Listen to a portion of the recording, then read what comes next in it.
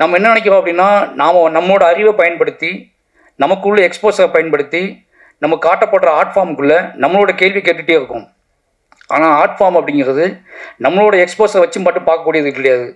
அங்கே காட்டப்படுகிற மனிதர்கள், அவர்கள் அதை எப்படி வென்றெடுத்தார்கள், அதை அந்த அந்த மனிதர்கள் அந்த அந்த உயரிய உன்னதத்தை எப்படி அடைந்தார்கள், தங்களை எப்படி மீட்டெடுத்தார்கள் அப்படிங்கிறத காட்டக்கூடியது தான் ஆர்ட் ஃபார்ம். அந்த ஒரு முக்கியமான ஆர்ட் ஃபார்ம் வேலையை இந்த படம் மயிலாடு செஞ்சிருக்கு. முழு இரவையும் கைப்பற்றின படம் தான் மயிலாடு. என்னோட முழு இரவையுமே யோசிக்க வச்ச ஒரு படம் தான் மயிலாடு. நிச்சயமாக சசிகுமார் சாருக்கு ரொம்ப நன்றி சொல்லணும். ஏன்னா சசிகுமார் சாரோட தொடக்க காலத்தை நமக்கு தெரியும்.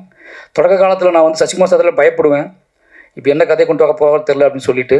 ஆனால் ஒரு கட்டத்துக்கு அப்புறம் அவர் கொண்டு வந்த கதைகள் எல்லாருமே கிட்டத்தட்ட யாரும் பண்ணாத எந்த பெரிய ஹீரோவும் இவ்வளோ மார்க்கெட் இருக்கக்கூடிய ஹீரோக்கள் பண்ணால் பயப்படுற கதாநாயகர்கள் கூட கொண்டு வந்தார். நந்தனோட உச்சம், அயோத்தி உச்சம், இப்போ மயிலாடுகிற உச்சம், டூரிஸ்ட் ஃபேமிலி அதே மாதிரி தான்.